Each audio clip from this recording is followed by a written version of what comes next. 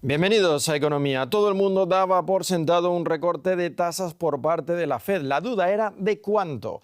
Con la rebaja del 0,5% se rompen 4 años sin recortes en los que la Reserva Federal ha intentado por todos los medios contener la inflación. Con los precios ya bajo control, ahora la Fed se centra en evitar un enfriamiento de la economía y estimular así las inversiones para contener también un desempleo al alza. Un nuevo ciclo de relajación monetaria podría haber comenzado en Estados Unidos, justo antes de las elecciones presidenciales.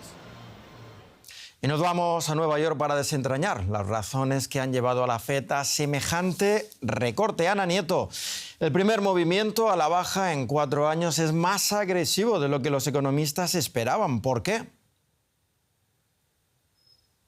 Pues el presidente de la Fed ha dicho que hay una creciente confianza en la recalibración de la política monetaria dada la rebaja y la tendencia a la baja de la inflación por un lado y el enfriamiento del mercado laboral por otro. Jay Powell dice que en la Fed no se canta victoria por la rebaja de la inflación, pero hay mucha confianza y se está animado con ella. A pesar de que los riesgos del mercado laboral están al alza, el presidente de la autoridad monetaria ha dicho en rueda de prensa que la economía de los Estados Unidos está en un muy buen lugar y el mercado laboral casi en pleno empleo también, aunque hay que vigilar la situación. Powell se ha referido también a las fuertes revisiones a la baja que ha habido en las estimaciones de creación de empleo de los últimos meses. Con todo, el presidente de la Reserva Federal dice que no ve ningún riesgo de recesión en los próximos meses y que se rebajan las tasas para que la economía siga donde está, en un buen sitio, que no se necesitan unas tasas de interés tan restrictivas como las que había hasta ahora.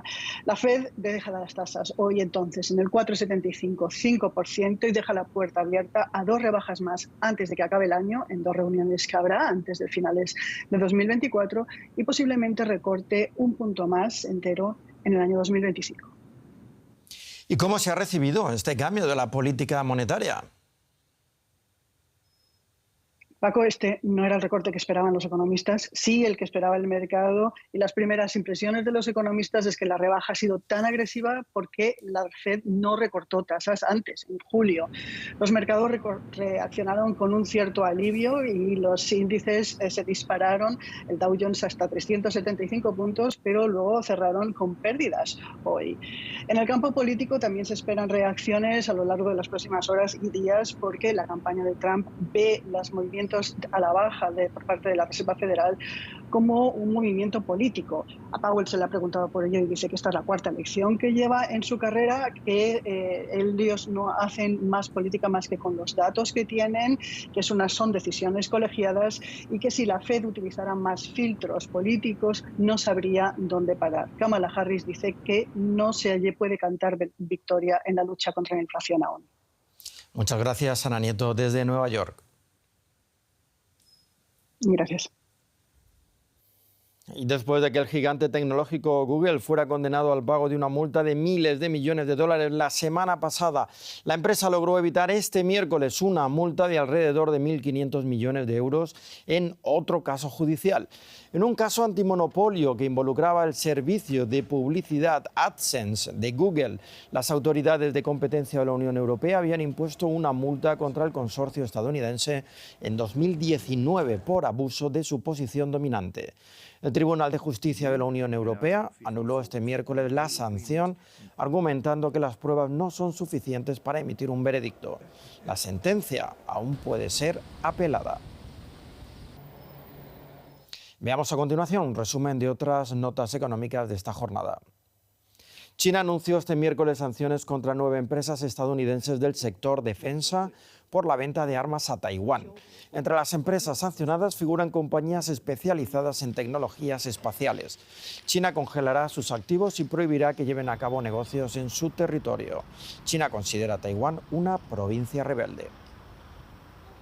En la feria Japan Robot Week de Japón fue exhibido un robot gigante capaz de hacer reparaciones de cables en vías de ferrocarril. Su uso reduce el riesgo de electrocución y caídas de los trabajadores durante el mantenimiento ferroviario. Según la empresa, el robot puede levantar objetos de 40 kilos a una altura de 10 metros.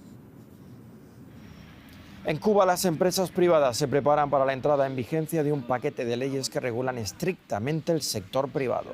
Las medidas eliminan los incentivos para la creación de nuevas empresas, aumentan los impuestos y la supervisión del Estado. Las regulaciones entran en vigor cuando Cuba atraviesa su peor crisis económica en décadas, con una grave escasez de alimentos, combustible y medicinas. Ecuador sufre la peor sequía en 60 años. Las autoridades han recurrido a los apagones programados debido a que la sequía afecta a los embalses que alimentan a las principales centrales hidroeléctricas del país. El primer corte preventivo se producirá a partir de las 22 horas locales de este mismo miércoles. El gobierno de Daniel Noboa también ha impuesto un toque de queda en 6 de las 24 provincias que ya se encuentran bajo estado de excepción desde principios de año debido a la violencia del narco. Unos 46.000 policías y militares patrullarán el territorio nacional. Las Fuerzas Armadas han sido desplegadas para proteger el embalse de Mazar, al sur de los Andes.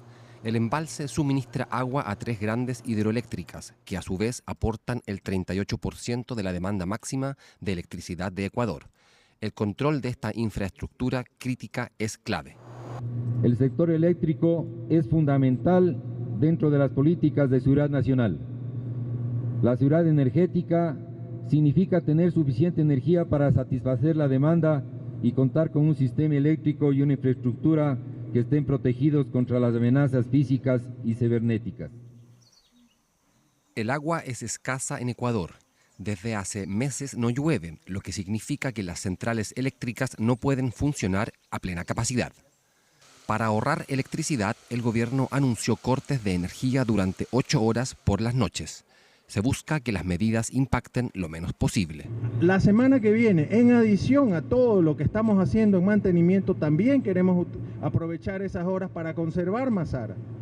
También es una medida de racionamiento, ¿ya? Que tiene un efecto de conservar al máximo posible hasta que lleguen las compras que estamos haciendo. Lleguen las barcazas en octubre, la siguiente barcaza en octubre, otra más en noviembre y así sucesivamente.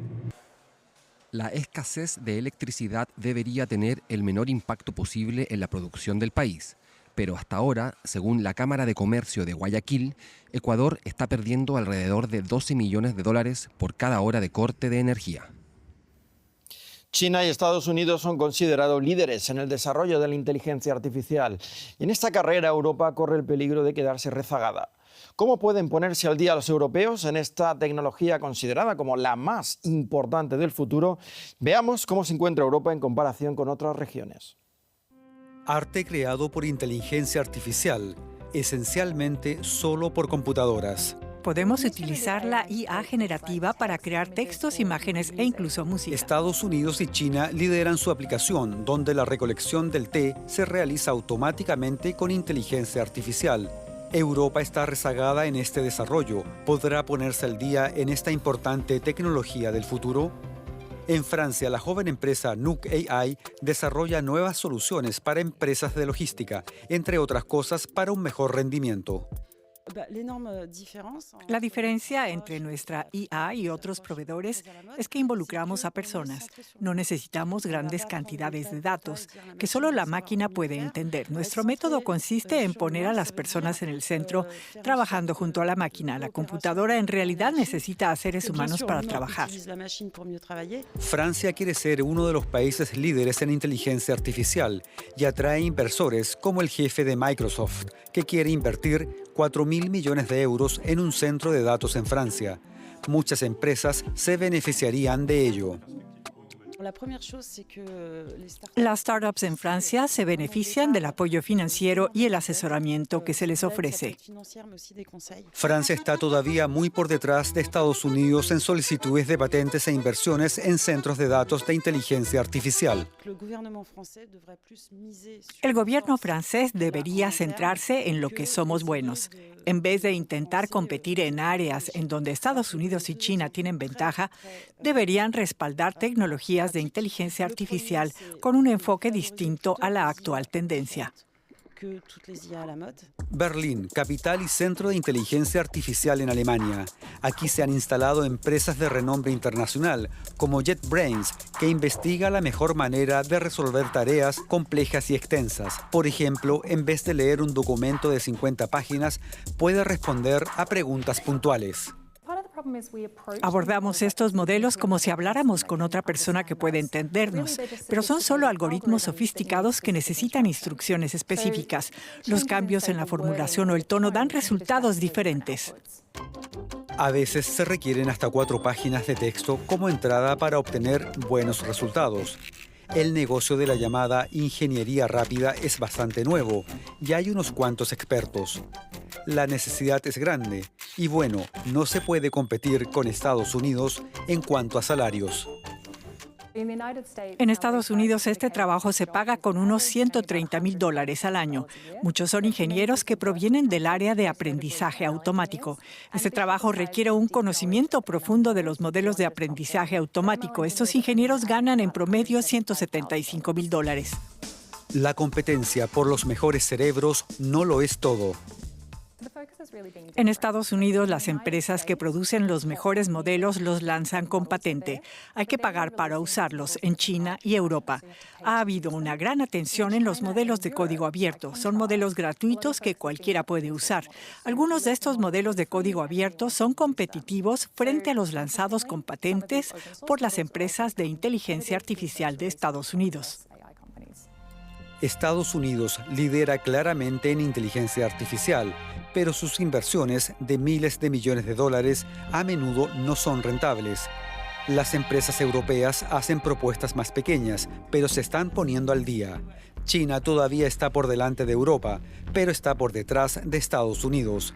La carrera por la supremacía en inteligencia artificial no ha terminado. Y eso es todo en la economía. Muchas gracias por acompañarnos un día más. Hasta pronto.